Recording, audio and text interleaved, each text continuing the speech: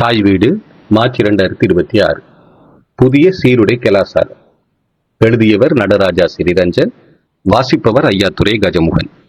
நான் 1978ஆம் ஆண்டில் யாழ்ப்பாணம் இந்து கல்லூரியில் 6ஆம் வகுப்பில் சேர்ந்தபோது மாணவர்கள் நீலக்காட் சட்டையையும் வெள்ளை மேற்சட்டையையும் அணிந்து வருதல் வேண்டும் என்ற ஒரு சுற்றறிக்கை அதிபர் PS குமாரசாமி அவர்களின் கையெழுத்திடப்பட்டு வந்திருந்தது. அது மாணவர்களுக்கு வாசித்தும் காட்டப்பட்டது. தொடர்ந்து வந்த நாட்களில் சிலர் சீருடை அணிந்து வந்தார்கள். சீருடை அணியாது வந்த மாணவர்களுக்கு சீருடை அணியுமாறு காலத்துக்கு காலம் அறிவுறுத்தப்பட்ட போதிலும் அது கண்டிப்பாக நடைமுறைப்படுத்தப்படவில்லை. தவணை விடுமுறை விடும் நாளில் அடுத்த தவணை முதல் எல்லா மாணவர்களும் சீருடை அணிந்து வருதல் கட்டாயமானது என்ற சுற்றறிக்கை ஒவ்வொரு வகுப்புகளுக்கும் அதிபர் அலுவலகத்தால் அனுப்பப்பட்டு அது மாணவர்களுக்கு வாசித்தும் காட்டப்பட்டது. இது ஒவ்வொரு தவணை விடுமுறை விடும் நாளிலும் தொடர்வதாக இருந்தது. சீருடை அணியும் மாணவர்களின் எண்ணிக்கை கொஞ்சம் கொஞ்சமாக அதிகரித்து வந்த போதும் எல்லோரும் சீருடையில் பாடசாலைக்கு வரும் நிலை தோன்றவில்லை. யாழ்ப்பாணம் இந்து கல்லூரியில் மாணவர் அனுமதி பெறுவதற்கு எவ்வளவு போட்டி இருக்கிறது என்பது நாம் எல்லோரும் அறிந்த ஒன்றுதான். அன்றும் அது அவ்வாறுதான் இருந்தது. அனுமதி தொடர்பில் என்ன நிபந்தனைகள் விதித்தாலும் அதை பின்பற்றுவதற்கு மாணவர்களும் அவர்களின் பெற்றோர்களும் தயாராக இருப்பர். சீருடை அணிந்துதான் மாணவர்கள் பாடசாலைக்கு வர வேண்டும் என்று அதிபர் கட்டளை பிறப்பித்திருந்தால் தாயின் தாலி கொடியை அடகு வைத்திருந்தாலும் பெற்றோர்கள் மகனுக்கு சீருடை வாங்கி கொடுத்திருப்பர். அதை அதிபர் நன்கு அறிந்திருந்த போதும் அவ்வாறு செய்யவில்லை. ஏழை மாணவர்கள் பாதிக்கப்படக்கூடாது என்ற ஒரே காரணத்துக்காகவே PS குமாரசாமி அவர்கள் அவ்வாறு செய்யவில்லை. பாடசாலைகளில் சீருடை அணிவதற்கு காரணம் மாணவர்களிடையே ஏற்றத்தாழ்வு தெரியக்கூடாது என்பதற்காகவே. அந்த வகையில் பாடசாலை மாணவர்கள் சீருடை அணிவது சிறப்பானதுதான். ஆனால் இன்று எங்கு பார்த்தாலும் சீருடை கலாசாரம் தலைவிரித்தாடுகிறது. பழைய மாணவர் ஒன்று கூடல்கள், நிறுவன ஒன்று கூடல்கள், விளையாட்டு கழகங்கள், திருமணம், சாமத்திய சடங்கு, கோயில் திருவிழாக்கள் என்று பற்பலவற்றில் சீருடை அணிவது வழக்கமாகி வருகிறது. அண்மையில் நண்பர்கள் சுற்றுலா ஒன்றில் குழுவாக ஒளிப்படம் எடுப்பதற்கு குறிப்பிட்ட நிறத்தில் அமைந்த குறிப்பிட்ட உடைகளை கொண்டு வருமாறு அறிமுகப்படுத்தப்பட்டுள்ளது. அந்த உடைகள் எங்கு கிடைக்கும் என்றும் குறிப்பிடப்பட்டுள்ளது. இதனை தமது பொருட்களை விற்பதற்கு இன்றைய வணிகர்கள் பயன்படுத்தும் ஒரு உத்தி என்பதை தவிர்த்து வேறு எவ்வாறு இழைப்பது? கல்யாண வீடு, சாமர்த்திய வீடு போன்ற சுபகாரியங்களில் உறவினர்கள், நண்பர்கள் ஆகியோர் ஒரே வகையான உடைகளை அணியும் வழக்கம் தோன்றியுள்ளது.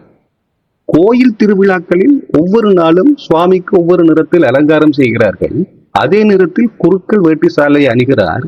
பக்தர்களும் அவ்வாறு பெண்கள் அந்த நிறத்தில் சேலையும், ஆண்கள் அந்த நிறத்தில் சால்வையும் அணிந்து வருமாறு எதிர்பார்க்கப்படுகிறது. குருக்களுக்கு தர்மகர்த்தா அல்லது திருவிழா உபயகாரர் ஒவ்வொரு நாளும் ஒவ்வொரு நிறத்தில் வேட்டி சால்வை வாங்கி கொடுக்க கூடும். பக்தர்கள் தங்கள் சொந்த பணத்தில் தானே அவற்றை கொள்வனவு செய்ய வேண்டும். 10 நாள் திருவிழா என்றால் 10 சேலைகள், சால்வைகள். திருவிழா முடிந்தாலும் இவற்றை என்ன செய்வது? ஒரு சாரார் மற்றவர்களிடம் உள்ள பணத்தை எவ்வாறான புது புது வழிகளில் தம்பசப்படுத்தலாம் என்று புதிதாக சிந்தித்து செயற்படுகிறார்கள். நாம் சிந்தித்து செயற்படுவதை விட்டுவிட்டு அவர்களின் மாய வேலைகளில் அகப்பட்டு விடுகிறோம்.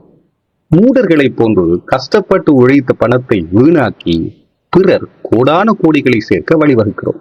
அந்த காலத்தில் சிறுவர்களுக்கு உடை வாங்கும் போது வளர வளர போட வேண்டும் என்று உரிய அளவிலும் பார்க்க சற்று பெரிதாக வாங்குவர். தேவைப்படின் அதை பக்கங்களில் பிடித்து தைத்து பயன்படுத்துவர். பல பிள்ளைகள் இருக்கும் வீடுகளில் அண்ணன் அக்கா பயன்படுத்திய உடைகளை தம்பி தங்கையர் வளர்ந்ததும் பயன்படுத்தும் வழக்கம் காணப்பட்டது. ஏழை குடும்பங்களில் தான் இவ்வாறு என்று இல்லை. வசதி படைத்தவர்களும் அக்காலத்தில் அவ்வாறுதான் வாழ்ந்தனர். அவ்வாறு அவர்கள் சிக்கனமாக வாழ்ந்து சேர்த்த சொத்துக்களும் தான் நாம் இன்று நல்ல நிலையில் இருப்பதற்கு காரணமாகின என்பதை நாம் மறந்து விடுகிறோம். படைப்பின் அடிப்படையே பன்முகத்தன்மைதான். இயற்கையின் ஒவ்வொரு அம்சங்களிலும் பன்முகத்தன்மையை காண்கிறோம். அதனால் தான் உலகின் ஒவ்வொரு அம்சங்களும் அழகாகவும் ஒன்றையொன்று பார்க்க ரசித்து வியக்கத்தக்கதாகவும் உள்ளன. ஒரு காட்டில் ஒரே வகையான மரங்கள் இருப்பதை விட பலதரப்பட்ட செடிகளும் கொடிகளும் இருப்பதே அந்த இடத்திற்கு உயிரோட்டத்தை தருகிறது. இதனை மனித வாழ்க்கைக்கு பொருத்தி பார்ப்பது சுவாரஸ்யமானது. உடைகள் என்பவை வெறும் உடல் கவசம் மட்டுமல்ல. அவை ஒவ்வொருவருடைய ஆளுமை, கலாச்சாரம் மற்றும் ரசனையின் வெளிப்பாடு.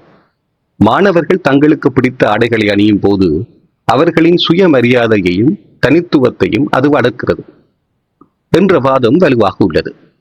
அமெரிக்கா, ஐரோப்பா, குறிப்பாக பிரான்ஸ், பின்லாந்து, ஜெர்மனி போன்ற பல வளர்ந்த மேற்குலக நாடுகளில் அரசு பாடசாலைகளில் மாணவர்கள் சீருடை அணியும் வழக்கம் இல்லை என்பதும் ஞாபகத்தில் கொள்ளத்தக்கது. சில சமயங்களில் சீருடைகளை விட சாதாரண ஆடைகளில் விலை குறைவாக இருப்பதாலும் மாணவர்களின் ஜனநாயக உரிமை மதிக்கப்படுவதாலும் தினசரி என்ன ஆடை அணிய வேண்டும் என்று தீர்மானிப்பது ஒரு வகையான படைப்புத்திறன் சார்ந்த செயலாக அமைவதாலும் மேற்குலக நாடுகளில் மாணவர்கள் சீருடை அணியும் வழக்கம் மிக குறைவான அளவிலேயே பின்பற்றப்படுகிறது. பாடசாலைகளில் சீருடை இல்லாமல் இருப்பது மாணவர்களின் தனிப்பட்ட சுதந்திரத்தையும் சுய அடையாளத்தையும் அங்கீகரிப்பதாகும். இது வளர்ந்த நாடுகளின் நவீன கல்வி சிந்தனை. அதே சமயம் பொருளாதார ஏற்றத்தாழ்வுகள் நிறைந்த இலங்கை போன்ற நாடுகளில் சீருடை என்பது ஏழை பணக்காரர் என்ற வேறுபாட்டை தற்காலிகமாக மறைத்து மாணவர்களை அனைவரும் சமம் என்ற உணர்வை வழங்கவும் உதவுகிறது. பன்முகத்தன்மை என்பது உடையில் மட்டும் இருக்க வேண்டியது அல்ல, அது மாணவர்களின் சிந்தனையிலும் செயற்பாட்டிலும் இருக்க வேண்டும். ஆடை சுதந்திரம் என்பது ஒரு ஆரோக்கியமான கல்வி சூழலுக்கு வழிவகுக்குமே தவிர அது கல்வியின் தரமாகாது. நன்றி.